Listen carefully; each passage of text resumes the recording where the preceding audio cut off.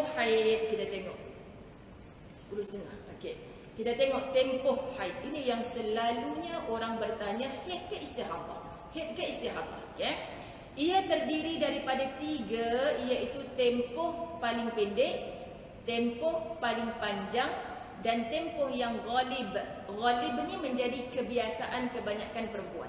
So kalau orang Asia kebiasaannya, muslimat dirahmati Allah, 7-8 hari tu biasalah, maksudnya seminggu. Okay, itu ghalibnya.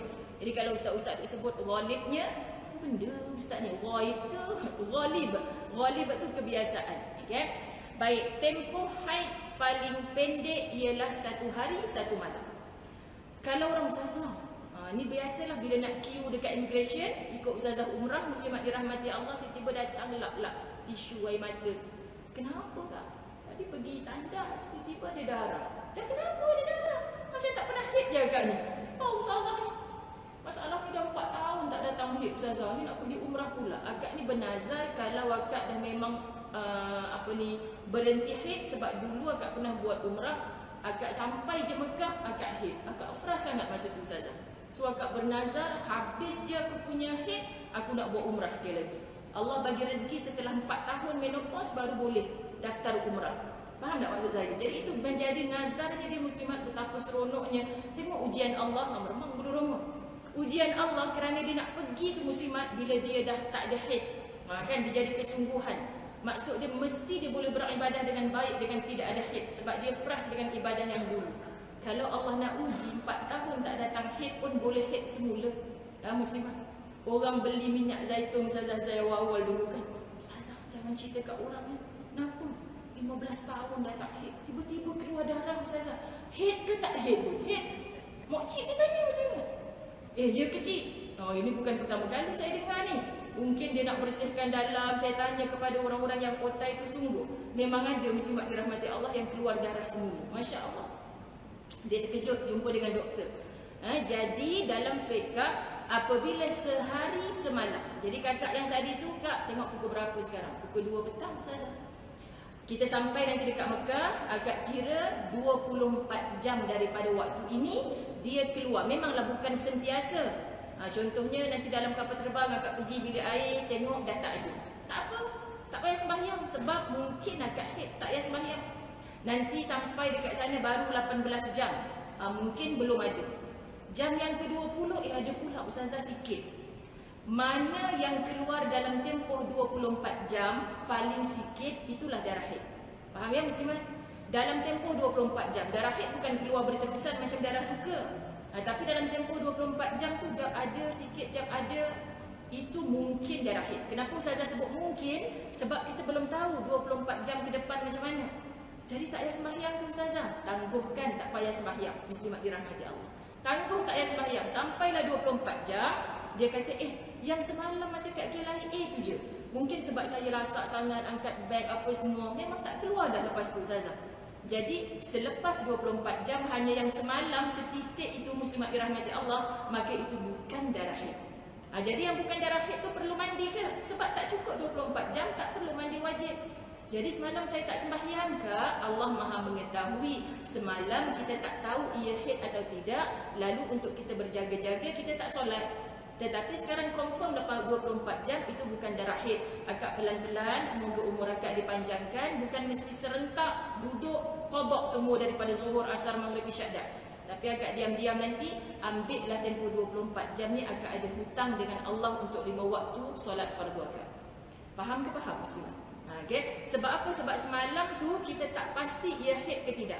Jadi kalau dalam tempoh 24 jam memang hanya itu keluarnya, lepas tu dah tak keluar dah. Muslimat dirahmati Allah, minta maaf sebut ni ilmu fiqh. Kita nak check tu mungkin dekat seluar dalam kita tak nampak. Tapi bila dah semalam pukul 2 petang ada sikit, kita cara nak check tu muslimat, pastikan ada kain putih di tangan, kita tekapkan sikit je dekat faraj. Kita keluarkan, lendiran tu bukan ada warna darah pun. Zuhur tadi ada, asar ni tak ada pula muslimat. Sebab benda sikit ni tengok kat seluar dalam memang tak ada. Okay? Asar tak ada pula. Nanti maghrib orang dah berwuduk, kita pun masuk bilik air, cek lagi tak ada pula. Tapi isyak nanti cek ada. Walaupun warnanya keruh-keruh muslimat, tapi di luar kebiasaan. Hari-hari kita keluar juga lendir tapi tak berwarna keruh, macam dekat kepada darah macam tu. Ini dah sama macam mula-mula yang keluar pukul 2 tadi. Bermaknanya dalam tempoh 24 jam dia keluar, itulah dia darah haid. Paling sikit mesti 24 jam. So siapa saja yang PM tepi, ustazah saya ni macam bila kencing keluar macam benang warna darah ustazah, Kak cuba pergi jumpa doktor. Kan jumpa doktor. Selalunya bila dia jumpa doktor muslimat, apa yang doktor cakap hasilnya adalah kencing kotor. Kan? Kencing kotor, dia bagi ubat, oh dia keluar macam tu. Selalunya. Ustazah saya bukan doktor, tapi bila dia sebut macam tu, setiap kali buang air kecil rasa keluar macam tu, tapi tak 24 jam. Kadang-kadang je jumpa doktor, Kak ustazah betul lah doktor kata saya ni kencing kotor. Muslimat, ada luka di bahagian tertentu yang luka itu bukan tempat keluarnya darah haid. Jadi ibu-ibu yang umur macam ni pastikan 24 jam keluar, walaupun tidak berterusan, paling sikit itulah darah haid. So kalau tak sampai 24 jam itu bukan darah haid. Okey ya, ibu dirahmati Allah. Baik, kita nampak dah tempoh paling mana tadi?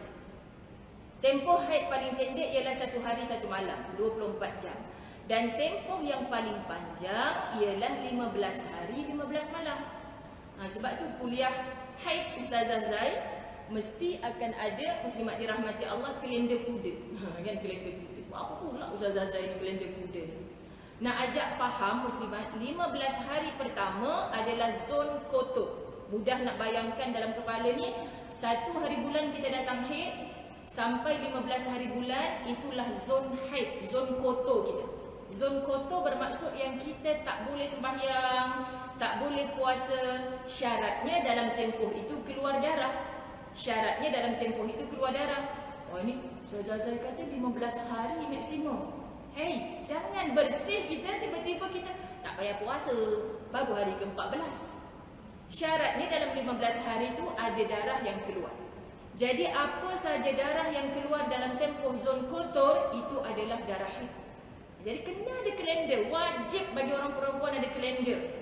Suami-suami yang soleh muslimat jaga isteri dalam bab agamanya sampai ada kalender haid untuk isterinya. Masya Allah. Ini yang paling kita nak tarbiyah keluarga kita. Masya Allah, ada kalender haid untuk isterinya. Berbahagialah kita, tak payahlah bagi hadiah bunga, sejambak, kereta, limousin semua. Tapi kalau kita haid, yang dah tanda ke belum? Tadi kan pukul 2 awak zuhur. Itulah abang kata jangan solat lewat-lewat ni, pukul 2 dah datang haid. Tadi masa azan satu suku belum haid lagi kan? Tanda kat kalender tu ada hutang zuhur. Tu dia kita rasa sweetnya muslimat. Tak percaya cuba suruh suami kita. Dah tak haid dah ustazah, nak suruh apa lagi? Dan macam itulah muslimat kan? Minta suami kita bagi faham kepada anak-anak lelaki kita. Ingatkan isteri ada kalender haid. Kerana apa? Muslimat dirahmati Allah, besar kesannya dalam rumah tangga Islam. Dalam haid, anak lelaki mak macam mana bernafsu pun dilarang oleh agama untuk meniduri isterimu. Muslimat, ini perintah Allah. Perintah Allah. Tapi perbahasan fiqah nanti panjang lah. Kalau dia kata 3 bulan tak jumpa ustazah, asal balik je haid, asal balik je haid. Itu PM tepi lah nanti muslimat. Malu pula nak cerita kat sini. Kan? Jadi maksudnya muslimat dirahmati Allah, ada perbahasan fiqah. Tapi jujurnya bila Allah Subhanahu Wa Taala kata jangan isterimu dalam keadaan haid, ada pula orang bahas dari segi perubatan. Boleh jadi anak tu ustazah kalau dia bersama dalam keadaan dia haid. Muslimat dirahmati Allah, memang berumur. Dalam kitab-kitab lama diceritakan kalau jadi anak pun jangan marah Allah kalau nampak anak tu lahir-lahir macam-macam. Kenapa macam berselirat tali pusat? Tali pusat ke tali perut? Sian orang tak pernah beranak. Berselirat. Lepas tu kenapa ubun-ubunnya macam kotor sangat ni, ya Allah kan? Ada sebab. Sebab itu darah kotor. Dan kita pelik kadang-kadang kenapa penyakit kulit, penyakit yang kenapa ya? Patah balik, ustazah, apa yang saya baca ni dalam kitab lama ni sahih. Saya tak boleh lupa ustazah masa saya bersama anaknya lalu diisytiharkan mengandung, saat itu ketika saya haid. Allah tak bagi tu ada sebab. Muslimat dirahmati Allah, Allah tak bagi tu ada sebab. Jadi kalau kita sebutkan kerana apa, rahsia-rahsia Allah ni muslimat, darah kotor ni dia nak bersihkan wanita daripada penyakit. Sebab tu kita patut syukuri bila datang darah haid ni. Jadi 1 hari 1 malam tadi, 15 hari 15 malam, tempoh itu tempoh kotor. Jadi 7 hari, 1 hingga 7 hari bulan bersih. 8, 9, 10, setiap dia kita puasa, solat, muslimat dirahmati Allah. Tiba-tiba 13 hari bulan datang darah balik. Biasa macam ni, orang kata berekor-ekor. Adalah pula makcik-makcik kan, kalau mandi wajib tu ambil rambut yang panjang ni, hisap sikit ujung dia kan. Pahala tu cik, supaya nanti headnya tak berekor-ekor. Muslimat, jangan catat nota ni, jangan catat. Tapi ada juga petua-petua macam tu. Ustazah tak adalah kata jangan ikut, tapi macam-macam lah petua-petua yang didengari oleh pemuda dulu, pemuda muslimat, sampai ketua rasa bila baca dalam kitab, aku tak pernah jumpa pula macam ni. Tapi kalau kita faham muslimat, mudah. Keluarlah waktu mana pun. 13 hari bulan ada darah. Kita tengok kalender. Ini kita tengok 1 hari bulan datang tadi. Kalau datangnya 15 hari bulan, kalau datangnya 9 hari bulan, kita kira 15 hari berikutnya zon kotor. Kita nak faham zon kotor. Apa saja darah yang keluar dalam tempoh zon kotor 15 hari, itulah haid. Syaratnya memang bentuk darah. Ya, faham muslimat? Baik, 13 hari bulan tu tadi datang balik. Dia dah faham tu, ni darah kotor lah sebab keluar dalam zon haid. 14 hari, 15 hari. Maksimum haid 15 hari sebab aku keluar hari tu 1 hari bulan. Jadi, kita dah kena mandi solat pada hari yang ke-16. Walaupun ada darah. Walaupun ada darah. Sebab maksimum haid 15 hari. Hari ke-16 kita kena. Allah Ustazah, darah ada lagi tak selesa. Muslimat, 15 hari semalam tu kita wajib mandi, memutuskan haid kita ni dah habis dah. Jadi kalau 16, 17 masih ada darah, tak perlu lagi mandi setiap kali nak solat, tapi cuci kemaluan, tampalkan dengan tuala wanita, apa sahajalah muslimat. Jangan kita bersolat dengan adanya darah. Sebab walaupun darah itu bukan darah haid, darah istihadah, tapi setiap kali keluarnya darah, darah itu adalah najis yang menyebabkan sembahyang kita tak diterima. Jadi jangan biarkan darah istihadah ni mengalir, kena tampal. Jangan dah ambil wuduk, dah tampal, sekejaplah mak nak masak, sekejap. Masak pula. Dah lepas goreng ikan, muslimat baru solat. Padahal darah dah keluar ni. Bila kita lepas wuduk, kita terus tampal, terus solat, apa saja yang rasa mengalir ketika solat, biarkan. Kalau tengah solat pun, keluar balik ni, batal balik, basuh balik, muslimat, kan payah. Islam tidak menyusahkan macam itu. Hari ke-16 dikira istihadah.